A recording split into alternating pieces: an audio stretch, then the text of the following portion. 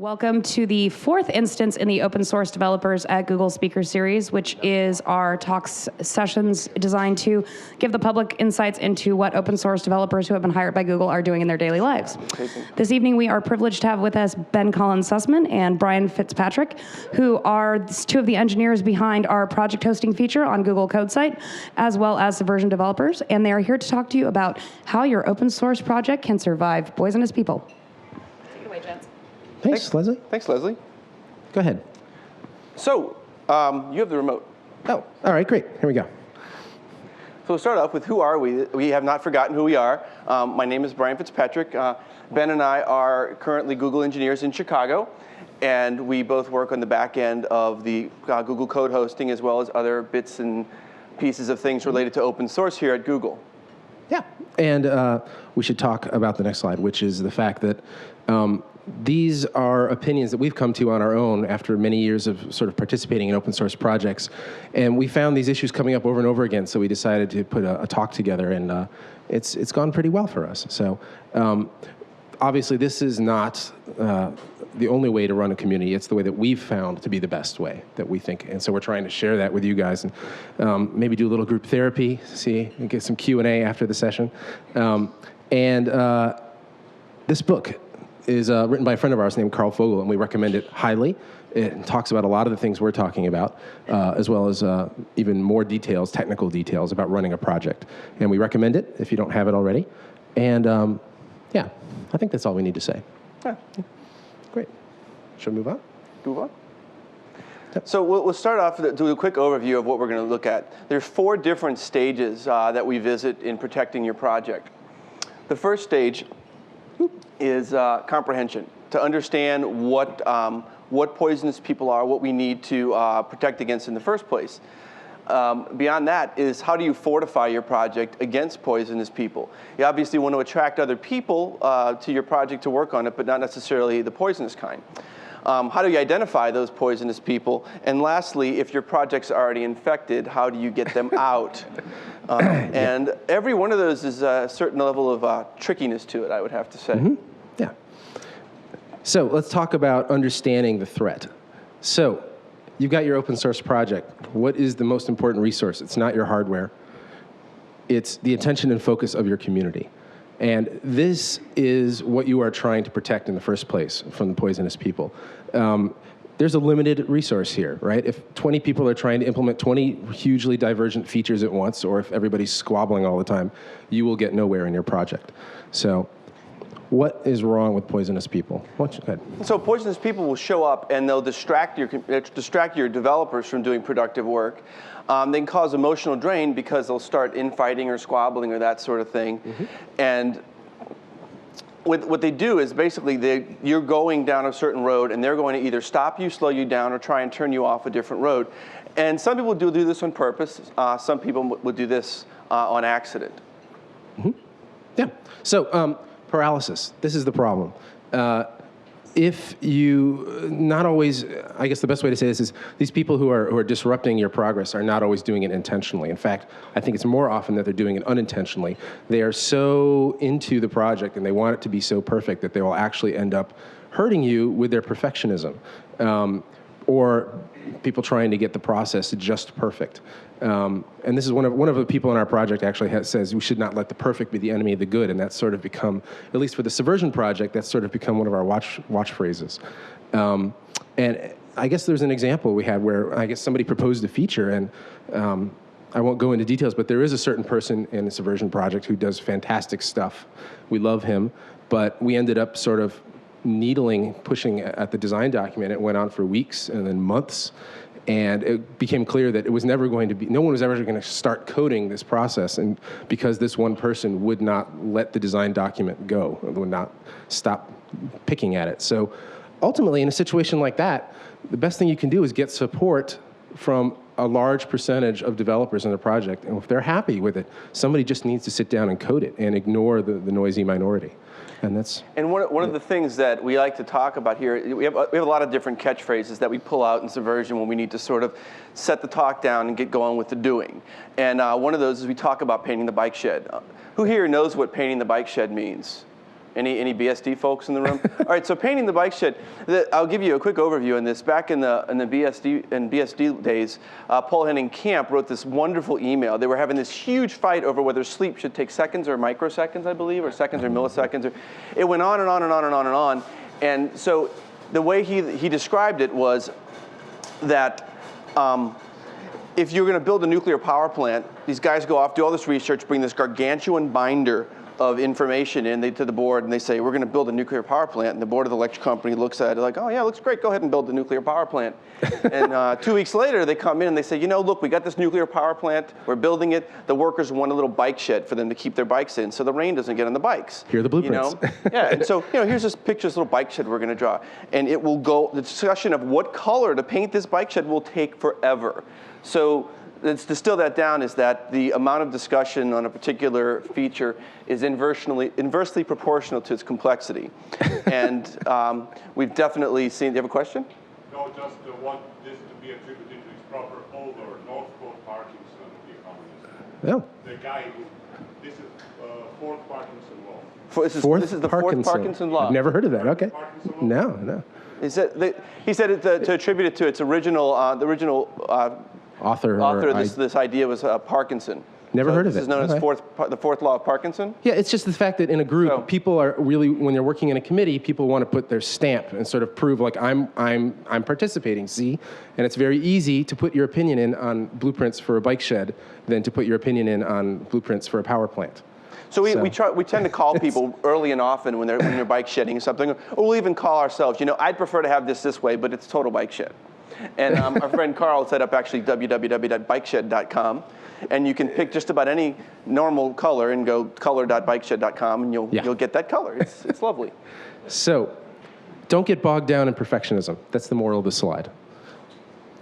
So let's talk about fortifying against the threat. How do you keep your open source community resistant to infection? And this is sort of, this section of our talk, we're going to talk just about things habits that we think make very healthy open source communities. Very prescriptive. So these are the 4 things, I'm just going to flip them up, the 4 things that we think make a healthy open source community. And you would be surprised if you take a poll of open source projects, how many are missing one or more of these elements.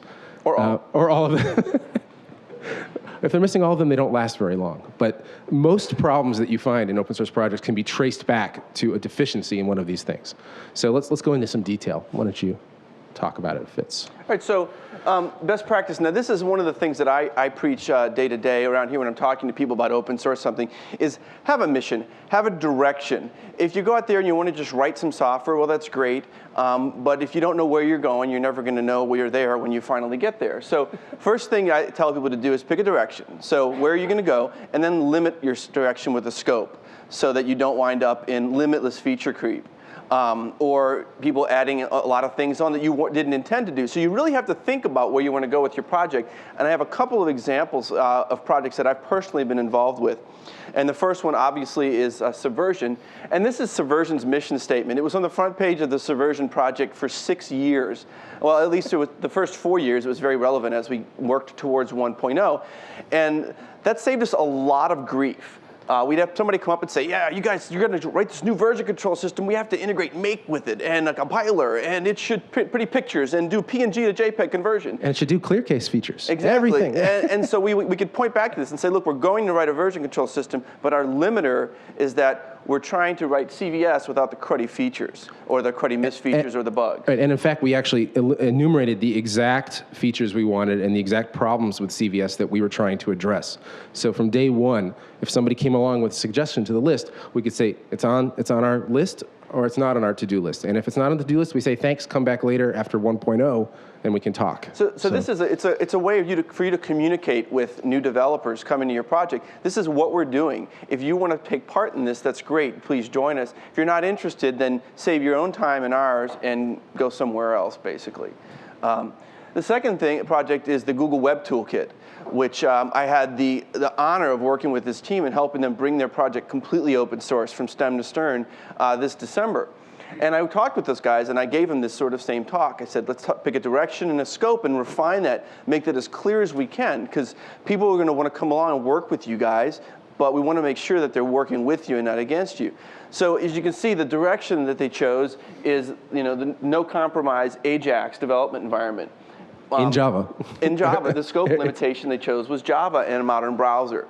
So that sets the stage for some of the things they want to do and some of the things they don't want to do.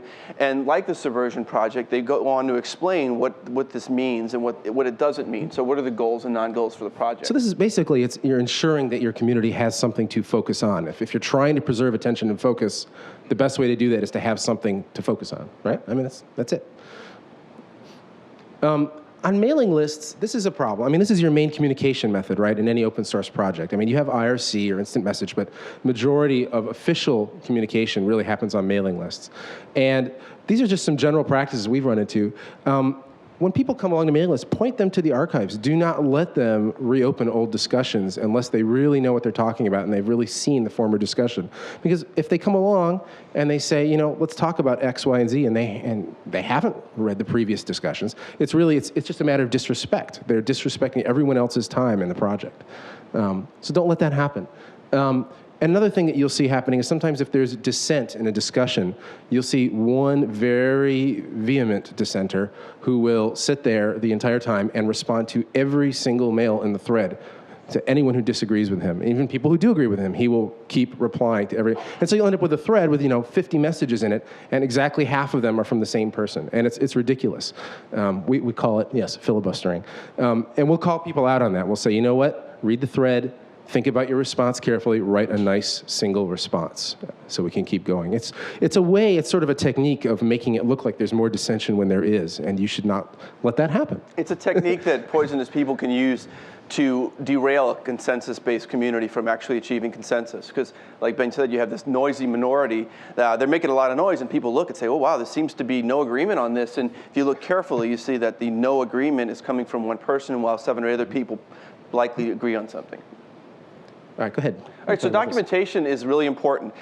If you don't document things, first of all, the first part of the documentation is your sort of direction, your mission.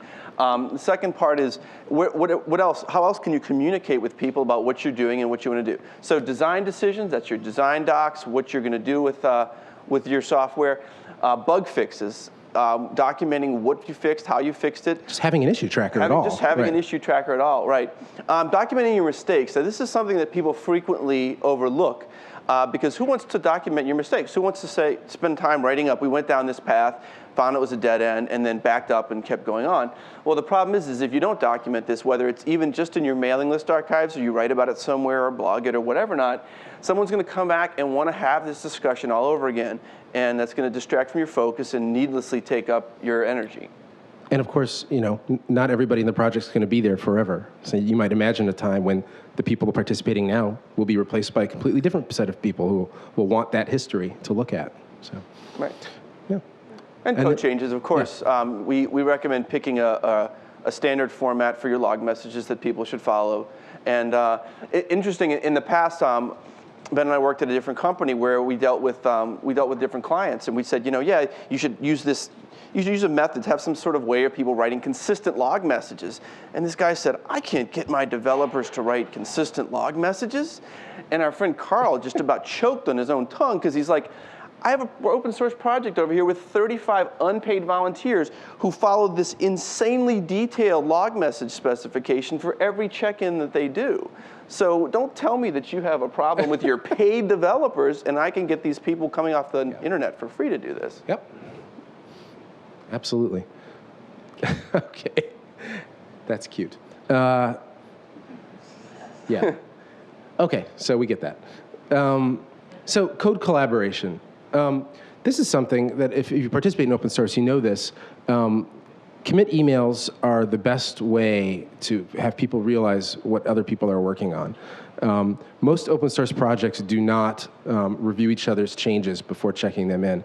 What happens is, somebody builds up trust, they get commit access, they start committing patches into the version control system, and people trust that they're not screwing things up. And what happens then is an email goes out and it goes into everyone's mailbox, all the other developers, and they can sort of see, oh, here's what this person's doing. And depending on their level of interest, they might review the code or not. But the fact that it pushes these code reviews in people's face is a huge deal, much more likely to get participation in code review than developers going in and reading what someone else has already done. So that is a very important technique. And another thing you should not do is let people submit power plants. Another use of the term power plant here, but same basic idea. Don't let developers go off for 3 months in the corner and quietly develop some huge mega feature and then suddenly appear one day and commit the whole thing. And it's so big, nobody can review it. Nobody has the time or the energy to even understand what it's doing. And that's terrible, because you want everyone in your project to know what's going on in pretty much every corner of the code, and not just one person who might get hit by a bus. And then how are you going to support that feature? So this is part of just keeping people in the loop. And the way to do that is, say, hey, I'm going to work on this feature for 3 months. Let me do it on a branch over here, and you guys can watch me do it incrementally without disrupting the rest of you. So don't be afraid of branches. Oh, I just said that. So that's it. Bus factor. You want to tell them what a bus factor is? Sure. So I wrote an article about the bus factor. The bus factor of your project or a part of your project is the number of developers that have to get hit by a bus to leave you in a world of crap. So, for example, Subversion's file system code, the Berkeley DB file system code, for a while had a bus factor of 1. And that was Mike Pilato, and we were a little bit worried about him because he crossed the street frequently. So what did we do to prevent this? Is we did our best to start working to lower the barrier to start working on the Berkeley DB file system. We went through and made sure that the code was commented well and as clear as possible. Mike wrote a couple different design docs expressing what we were doing in there. And we started encouraging. We actually asked some of our developers if anybody was willing to start to work in the file system with Mike and take a look at that. And some people took us up on that. Yeah, that's right. Encourage people to spread their expertise around. Absolutely. Because, I mean, and being hit by a bus, I joke about actually Mike being run over by a bus, but being hit by a bus can take any number of forms. Someone can have a new job, someone can have a baby, someone can get married, lifestyle change, life status change, any of that sort of thing can take them away from your project, because most of the time you are dealing with volunteers. And this leads into the general idea of the egalitarianism we're talking about, people not owning certain parts of the code base. It's okay to be an expert on certain parts of the code base, but what you'll often see happening both inside corporations and in open source projects, certain people sort of marking off their territories and saying, this is mine and you can't touch it unless you talk to me. And that is a very, very bad for collaboration. So one of the ways you can discourage that is do not let people put their names at the top of source code files. There are plenty of chances for attribution. There's always a file that describes who the main contributors to the project are. There's always the change log, the history on the version control system records who commits what when. You can annotate the code and see who wrote what when. So it's not that you're not going to get credit for what you're doing if somebody isn't looking. But as soon as you see a name in a file, it makes somebody nervous. It makes them think, uh-oh, should I really be trying to fix this bug here without, am I stepping on somebody's toes?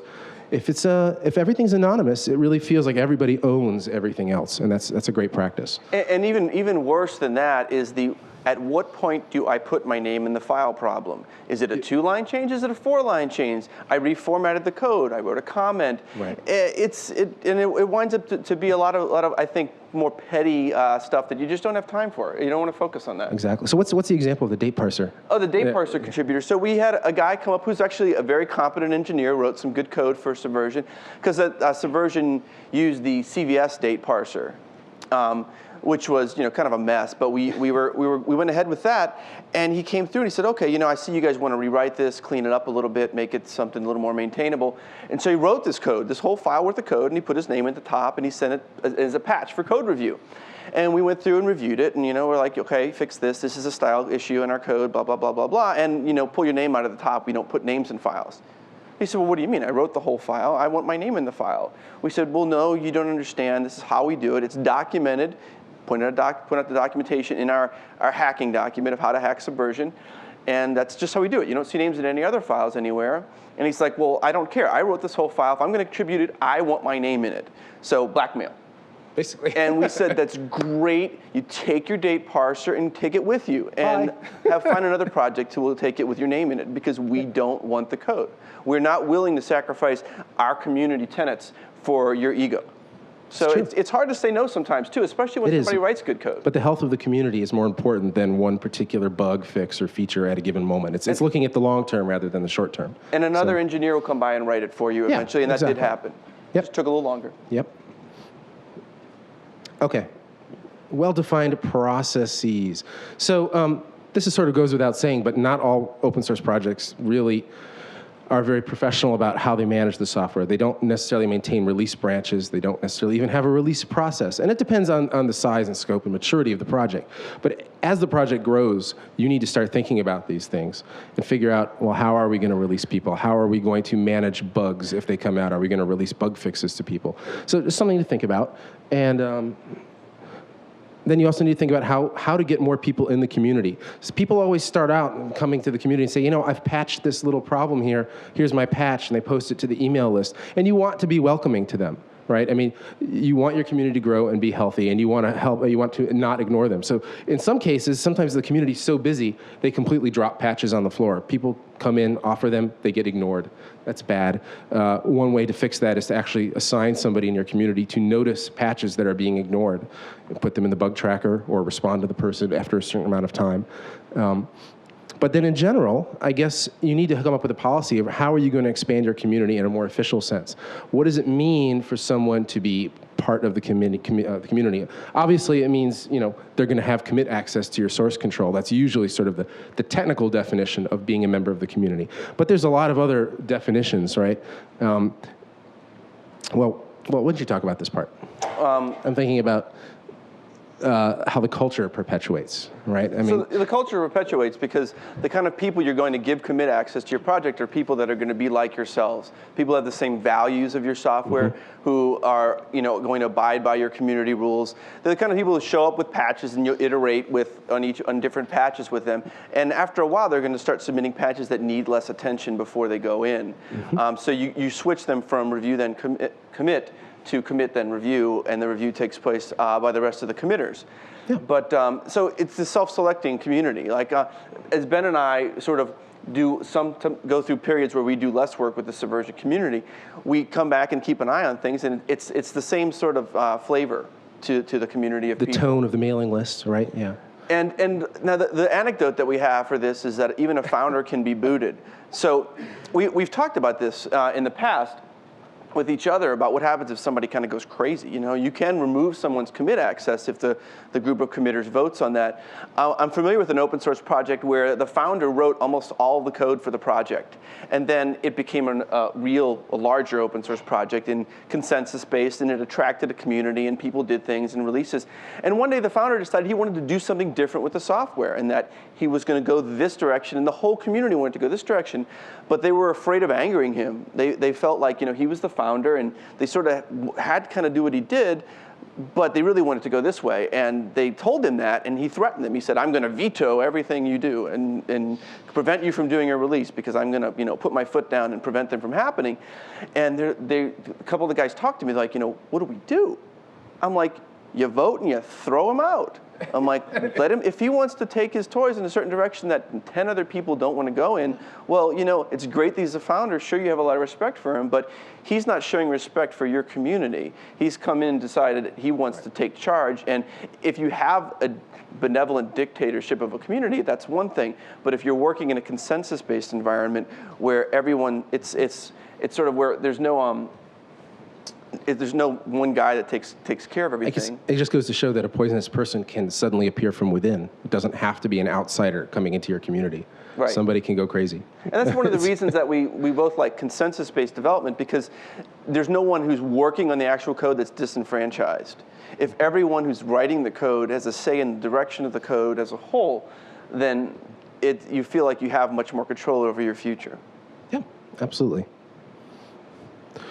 So every consensus-based community usually has some kind of a voting system, at least written into their charter, how they participate. And this I think what really started was Apache was the first major set of projects to do this. And a lot of people will look at this and say, oh, well, we should just vote on everything, right? And that is not a good idea either. A really healthy community, if you're having good, healthy discussions, you are coming to resolutions relatively easily on most subjects. If you find yourself voting on everything all the time, something is wrong, and you need to be a little more introspective. Voting means there's a winner and a loser. Voting means there's a winner, exactly. I mean, people need to learn to make compromises, and hopefully you are bringing people into your community who are the kind of people who like to make compromises and are willing to deal with that. If you're voting, then you have a very strange culture, I suppose. Certainly in the Subversion Project, I think we were going for maybe 4 or 5 years before we had our first actual vote, where we actually really all sat down and took tallies and was very, very careful about counting who was on what side. And this really, really critical decision we had to make was how to format our source code, whether to put spaces before parentheses or not. People were very, very passionate about this. But if that's the only vote you ever have, then you know you're in good shape, right? So I find it humorous that was our one big vote. We had committers calling out of the woodwork we hadn't seen. Ben emailed one guy we hadn't committed to Subversion a year or so and said, "Oh my God, come! You have to vote for this." And the guy came in and voted against Ben. So that was there was politicking, definitely. So, all right, let's talk about how to notice people. Usually it's obvious. It's not always obvious. This phrase, bozo bit, is what Fitz says if he's reading a mailing list and it becomes obvious that somebody we're talking with is really just going to suck and drain our time and we're never going to get anywhere. He just says, I flipped the bozo bit and just stops responding to the thread. Now I have to say that this is where he's a bad cop. This is where I explain that I'm the bad cop and Ben's the good cop. I read 2 mails from a guy. I'm like, oh God, this guy's a bozo, and Ben's like, oh come on, no, we have to email him, and hey, he's good. And it's important to be tolerant because this guy who shows up and seems to be a bozo on his first 1 or 2 emails, he might just be engaging you. And he could turn out to be a very valuable committer, and that has happened in the past. So I think it's good to have both bad and good cops in your community, right? People screaming when to watch out for problems, but then other people who are willing to go a little farther in tolerating. And thick skin helps too. Thick skin. So here's some really obvious ways to tell that somebody might be not worth your time. And the first telltale signs you'll see in the way they communicate, right? You'll see that their email address is like Crazy Joe 53 woo or something. I mean, it's just like, what? And then, they join IRC and they have a completely different ridiculous nickname and you don't even realize it's the same person. Yes, I just said that. Capital letters, all this. You've seen this before. So just be careful of these folks. This gives a spam score. That's pretty high. Yeah, exactly. Go ahead, Fitz. Some people, again, I talked about engaging the community. Some people might show up and not be able to pick up on the mood. For example, if we are in the final crunch to release, we were in the final crunch to release for Subversion 1.0, and people are trying our best to focus on getting our release. I mean, Subversion did take 4 years to get to 1.0. Granted, our 1.0 is 5.6 for some software. It's version control. You lose people's data, they're not coming back. Be very careful. So we had somebody come in, we're in this last crunch, and they're like, I think you should completely rewrite your back end from scratch. We're like, it's great. Why don't you come back tomorrow? So they just obviously don't understand. They don't pick up on the tone. They don't see what you're doing. They ask a lot of questions that they could be looking up, and that shows an impotence mismatch, but it also shows could be an indication of a lack of respect for other people's time. Mm-hmm. So sometimes you'll see people who are openly hostile. These happen. They're not as common as you think, but it does happen. They'll come in and say, this project is ridiculous. It's the worst thing I've ever seen. I can't believe you guys are doing X, Y, Z. You did it all wrong. Memory pools? Are you kidding me? You don't use malloc and free? Yeah, we did have somebody submit a patch once, and he didn't like the way he used malloc and free, for those of you who are C programmers, and we were using memory pools, and we said, you'll have to rewrite this using the memory system we're using, and he said, well, this is ridiculous, this is so stupid, I'm not going to do this, and walked away. Okay, fine, I guess it wasn't a good match for our community anyway. But sometimes you'll see people who have a sense of entitlement. They'll come in and say, well, I'm going to write this feature, and I demand that you help me right now. And what is wrong with this thing, and what's wrong? Why isn't this working for me? Tell me now. Again, disrespecting people's time, bad attitude. Blackmail. Sometimes people will come to the community and say, well, I like your project, but it doesn't have this feature. So unless you add this feature, I'm not going to have my Fortune 500 company use it. Or I was going to contribute 10 of my best developers to work on it. But, it's not the way we like it, so you lose. I mean, there's nothing you can do about that. Once again, you think about the long term and not the short term. What is the direction you want for your project? What do you want your community to be like? Don't let people blackmail or hijack those long-term goals from you. It's easy. Sometimes you can see people are just trolling, just trying to get rile you up, and you need to ignore that. And then this is my favorite. You'll actually see if somebody gets identified as a poisonous person, and the community just starts to sort of ignore the person, hoping they'll go away. One of the first reactions you'll see is that it's a cabal, and obviously the small group of people has hijacked the project because they're not interacting with me anymore, and they'll make wonderful conspiracy accusations, and it's amusing and it's also very sad. But yeah, be on the lookout for that. Go ahead. All right, so you do wind up with a lot of conceited developers who aren't going to acknowledge the opinions of other people. I've been doing this for so many years and this and that, and I clearly understand more about it than you do. And your opinions are great, but you don't matter. And they're going to make sweeping claims about the product's success. This is my favorite. They're like, if Subversion integrates with Ant, it would take over the world. And we're like, yeah, that's great. Come back tomorrow. They'll pull open these topics that you've gone over years ago and whatnot, and basically you've got to put them to the archives because they haven't read through the archives, and that's understandable if someone hasn't necessarily read your archives. But when you point them to the archives, then they come back and they say, yeah, but no, it's different, and blah blah blah, and I've got cold fusion, and again, it's a matter of having the strength of your community to not be so desperate for people that you could say my community and our values are more important than this other warm or semi-warm body in some cases might be. Keep going. I like these slides. So a lot of people are willing to complain and not help fix. These are the talkers and not the doers. These people you have to ignore, ask to leave, or make it understand that this is a development list and this is not a group therapy session. Some people just want to, some cases, some people want to be heard, especially if there's a real bug in question. In that case, that's a role of working people into the issue tracker and that sort of thing and letting them know they're heard. But if they're going to go ahead and complain, or they want to go off and write a whole pile of code by themselves, because everybody likes to code, but who wants to sit down and discuss the design with the people who've been working the product? You might have to argue with someone. And so you want to argue and like, whatever, I'm going to go off and write this code and I'll come back and I'll let you see it when I'm done, and that's great. I'll be glad to press the delete key when you're done because you haven't taken the time to talk to us about it. Ben and I, when we wrote the locking feature for Subversion, we easily spent twice as much time designing the two parts of the locking feature than we did coding it, because there's a lot of discussion went into what exactly it was and why it was there and what it would do. That's always usually the harder part, is coming up with the design than the code.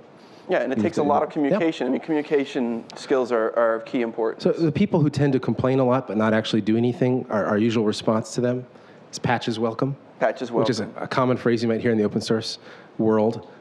It's the open source way of saying go screw yourself. Well, if you don't like the person, yeah. So if they come back with a patch, that's great. But usually they'll just either put up or shut up, and they will go away. It depends. If you're going to be kind, you would say, hey, could you write a patch for that? Right. And then if you're annoyed with them, you'll say, patch is welcome, in quotes, and that's usually the go away sign. Yeah, people are also, they're not thick-skinned. You'll run into these people, and these people are never going to survive in open source in general. And I don't know how to help them other than to say, learn to divorce yourself from the argumentation. Your opinion is valid, but it's not the only opinion out there, and it's not all personal. And those people tend to not function well.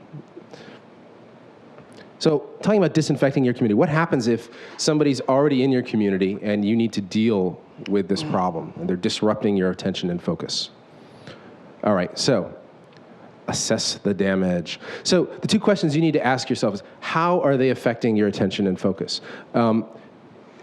at some point, you start questioning and you say, look, we've spent a lot of time arguing with this person. They might be a member of the community, they might be a new person to the community, but at some point, you're going to wonder and say, is this going to terminate? Does it seem like this process is going to terminate? Is it going to help the project in the long term? And often you'll be sort of surprised and say, you know what, this could go on forever. And it's hard to step back. And sometimes we need to kick each other and say, look, you're wasting your time talking to this person. You used to throw objects at me if I spent too long talking to certain people. And the other question is, are they actually distracting the project right now? Like, are you falling behind in the forward momentum of your project because of this one or two people? These aren't questions that you always ask yourself. Usually you're so caught up in the discussion you don't step back and notice. But take a look at it. It's important. Go ahead. So don't. So our first list of things is not to do as part of your open source project. You don't want to feed the energy creature. Somebody comes up and they're looking for a fight, and all you got to do is take a swing at them, and it's on. So the first thing you do is you just ignore them. If someone's obviously trolling, you ignore them. If they're trolling and have something valuable to say, then it's great. Concentrate on what they're saying that's valuable. Ignore the other thing. You don't want to give these jerks a gripping surface, basically, because that's what they're looking for. So don't engage them on that. Don't get emotional. Stick to the facts. Our first example. Well, the first example that at least I ran into is we were very far along in Subversion, and somebody appeared on the list and basically gave us a very long lecture about how our entire design and goals were completely wrong, and we should start over and follow his lead. And it wasn't done in a way that you were like, this is a crackpot. He actually had some real argumentation going on in there. It was a crackpot. Well, it turned out to be a crackpot later, but we didn't know that. but it looked like some very serious discussion, questioning the whole foundation of the project. And this was, very far into the project. So I and a couple other people I know got very emotional and started responding, extremely emotionally, getting very into it, and disrupted. And I lost 2 or 3 days of work, just arguing with this person, and it got really upsetting. And ultimately, all we could do was, in the end, we just had to sort of walk away from the discussion because we knew we weren't going to budge. And when you did, he was draining us. He walked away as well. He walked away as well. That's right. So, be careful. Don't let the emotional drain paralyze you. Good things you should do. Good cop. Yeah, good cop. So. Pay attention to newcomers. Sometimes people come to the list and they'll look like trolls. And in fact, if you look carefully, sometimes it's just a language barrier. Maybe they're not speaking English as their native language. Sometimes there's just a little bit of miscommunication that's not going on. And you need to give them the benefit of a doubt, at least for a few exchanges before you really say, well, this person's a troll. Because you'll find out that sometimes, they'll actually have useful things to tell you. If it's a very emotional email that comes into your list or your IRC channel, try to ignore the emotion and say, what is this person really getting at?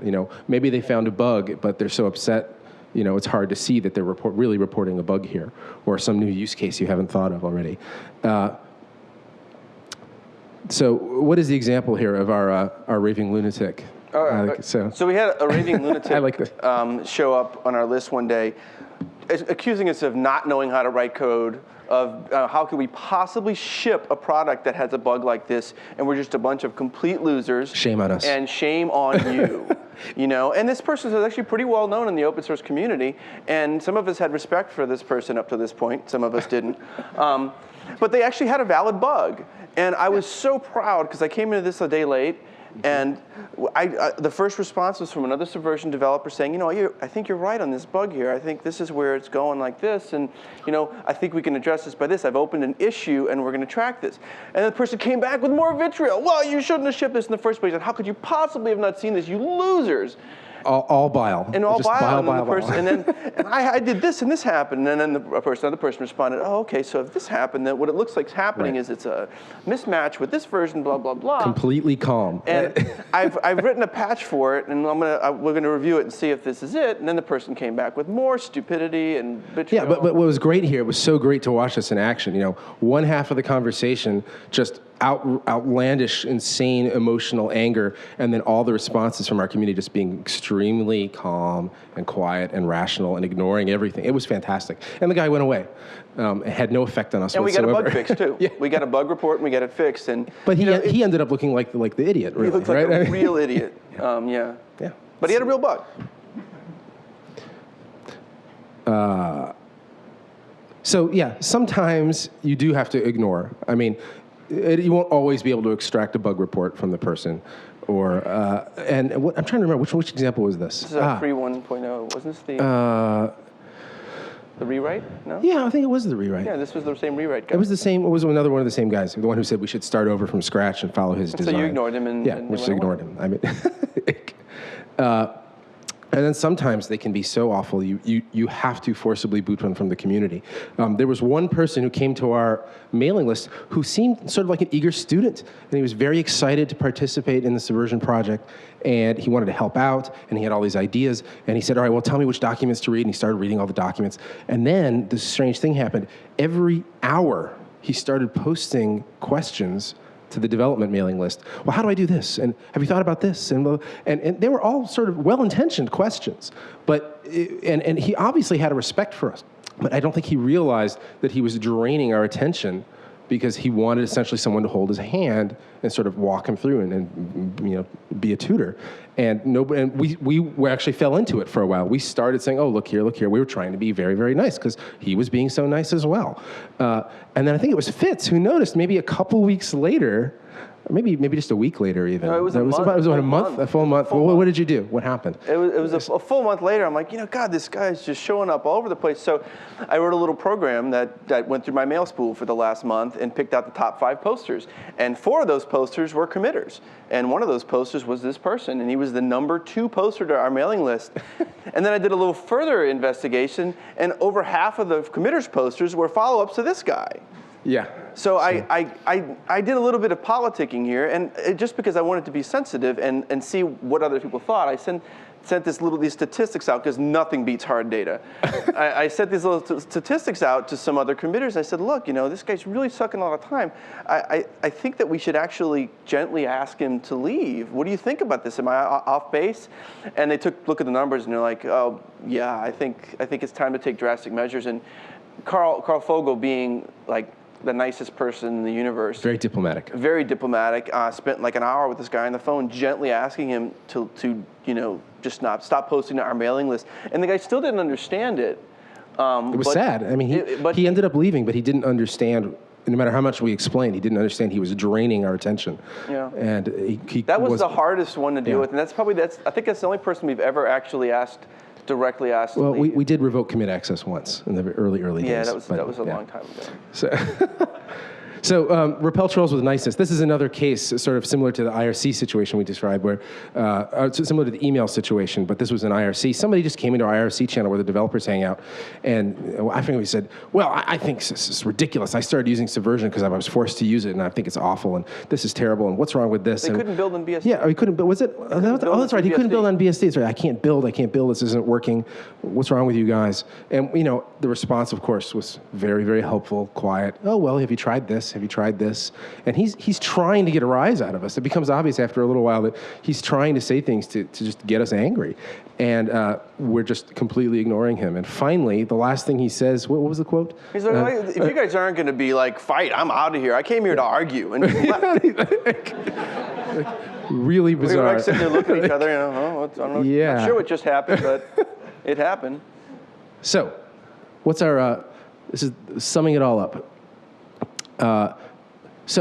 Remember to preserve your attention and focus. That's what you are guarding. That is the long-term health of the project and the community. Then you need to fortify your community by having good community practices. Pretty obvious. We talked about all those. Then you need to be on the lookout for people coming in. And then if people do get in, don't be afraid to boot them out or to stick up for your culture no matter what the cost. You need to be confident in that. And that pretty much sums it up. However, Fitz. Well, actually, we have a little bit of a secret to tell after all this. We're talking about open source. And next slide, Mike. Next slide. So this doesn't actually just apply to open source communities. This applies to any community. This applies to communities at work. This applies to social communities. Your church group. Your church group, your knitting circle, whatever the case might be. And it's sort of like, we gave this talk earlier this year to the Summer of Code Mentors Summit, where all the Google Summer of Code mentors came in, and it was like this huge group therapy hoedown, because we're like, and then we had this jerk that did this, and like 10 people in the audience would go like, I know that guy, I know what you're talking about. We had him show up at our community and do the same thing, or we had someone like that, So this is sort of thing that applies. I mean, and you can look for these kind of peoples in your everyday work or anywhere. Yeah, absolutely. So I think that's it for our slides, but we do have time for questions and answers if people want to talk about. If you have answers, we'd love to hear them. Yeah, tell us we'd the ask answers. you, any Googlers in the audience, to keep things non-Google specific, since this is an open source talk to the public. Yeah. All right there. Is that mic on back there? No? Okay, we'll repeat your question. You were talking about the most recent anecdote about the guy who was kind of a drain and wanted the tutor and asked him a million questions and whatnot. I haven't looked at been on the subversion list at all, so I'm not familiar with the project. But it's old and it's big, and I imagine that the archives are huge. So what? I mean, how do you? I mean, you can't just tell the new guy go read the archives. I mean, it's like go read the Bible. So the question is how do you tell? How do you tell someone to read the archives when the archives are gigantic and?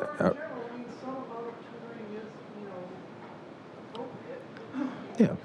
Well, so how do you read when someone needs to learn something about your community, how do you tell them to read the archives? Your archives are so big. The first thing is that if you're going to point them to a specific conversation, give them a link directly to that conversation. The second part of that is that you have to continuously document your project from day one till the present day. And so if there's something important that happens, like I said, a design decision, a mistake, or something has changed in your community, you need to document that. The subversion hacking document, as it's called, started off as about, 3 pages long. Well, it was about how to contribute some patches. It's like, 70 pages long? I mean, it's an HTML document that goes from here to New York. And it's pretty big. But it describes a lot of things. It describes a lot of how to participate in the community, how to contribute patches, what we expect the patches to look like, how to participate in email conversation etiquette, right? I mean, and it talks about our release procedure too. Yeah, right? it talks about just about all that, but we've also got various design docs sprinkled throughout. Our code's is commented in great detail. And not to take too much credit, but Ben and I are two of the 3 authors of the main Subversion book, which is free. It's the main project documentation. Yeah, you can purchase the treeware version of it, but it's free and it's very detailed. And Ben started it actually, and that is one of the things that helped us a lot, not only to avoid repeating questions, but to gaining market share in the first place. Because people would come and say, "Oh, there's this piece of software. There's just awesome docs." If you're well documented, then 99% of the time when somebody asks for help, there will be a really relevant link you can give to them. And if that's not the case, then you know what needs to be written, right? So.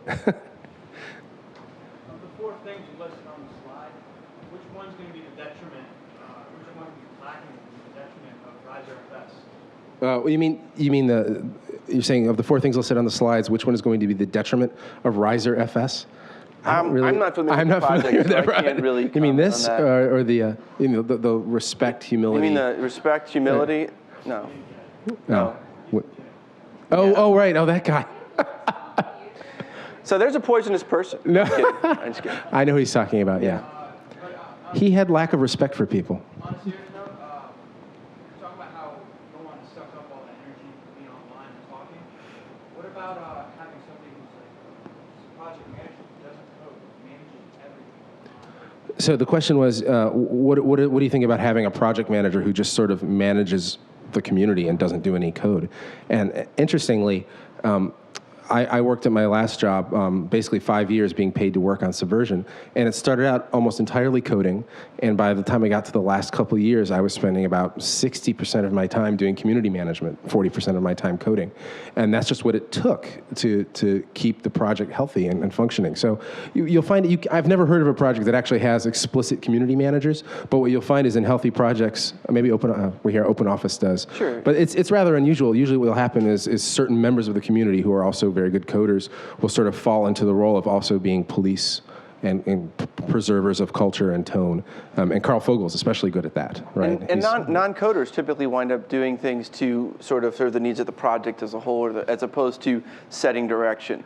Open source projects are notoriously bottoms up, and direction is set by the people writing the code. And I think that's one of the things that I find very appealing about open source. You need to have a lot of respect and credit already to be culture police. So I don't think it's the simple case of saying, hey, you over here, why don't you monitor our lists? That person needs to be a pretty well-respected member of the community already, and if they decide to do that on their own, that's great. But it's different than sort of saying, hey, why don't you over there manage our patches and make sure we don't ignore any patches that come through, which is a very technical job, and you don't need a lot of respect for that. Sure. Any other questions? Dan? So you're active in open source, and you also have jobs in open software. What do you see as significant differences between how open software works and how software for development works? So the question is, how do you see how open source communities function, I guess, versus closed source within corporations, right? I think it depends vastly on the company. Google's a very bottom-up company, and I think it works a lot like open source communities do. Which is unusual. Which is extremely unusual. So I think a lot of it depends on the company culture and the founders and a whole lot of other different things. I think, from what I've seen, many corporations are very much the opposite. They're very tops down. Nobody knows what anyone else is working on. Not necessarily. You have decisions being made at the highest level, and they trickle down.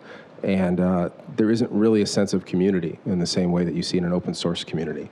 And so as a result, a lot of these dysfunctions will sort of creep in. You'll see people establishing fiefdoms over certain areas of code.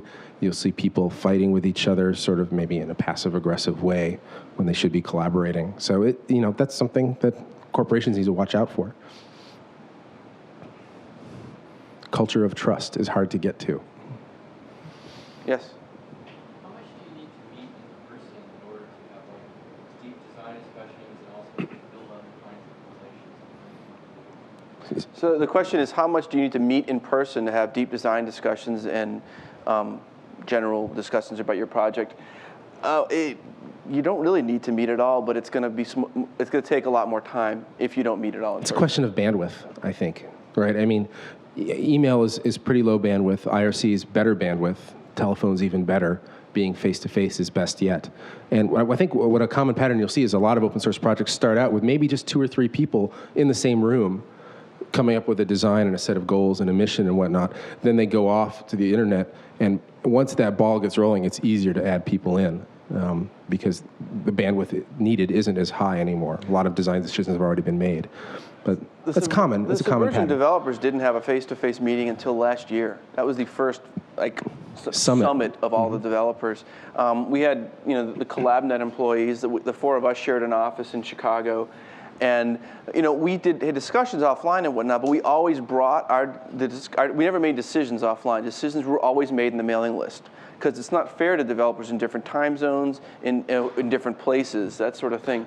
That is that. That's one of the things. One of the rules, at least of our community, is that you can talk all you want face to face or in IRC, but it's not an official discussion until it happens on the mailing list, because we want to include everybody. And that's where decisions were always made. So we would have these meetings face to face in our office, and then usually Ben or Carl would do this long write-up to the list of what we discussed, and then the discussion would start in earnest there, and then decisions would be made there with the rest of our committers present. And the one thing now, I didn't work for CollabNet until 4 years in 2004, even though I was a committer since almost since the beginning of Subversion. And one of the things that they did right was that they had 4 people they paid full-time, 4+ people they paid full-time to work on Subversion, but these people never had a magical trump card that said, we're going to do this.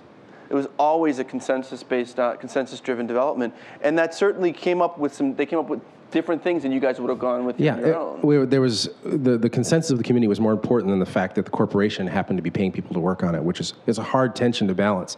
I remember we hired somebody to a 5th person to work. Well, when we hired Mike Pilato to work for our company, hired him to work on Subversion, just like the rest of us. And his first day, he's like, "Well, what do you mean I can't submit code?" Well, I'm like, "Well, you have to. The community has to vote you in. You have to prove that you know what's going on." And he was sort of stunned, since he was being paid to work on this. He had to earn. He had to send patches. And he had just else. like anyone else. He had to earn trust from everyone. His employer was irrelevant. Yeah. Other questions? One last question? Maybe one more? Okay. I guess not. All right. Great. Well, thank all of you for thank coming. you. It was really great to talk to you. We'll be here for a few minutes to chat if you have any other questions.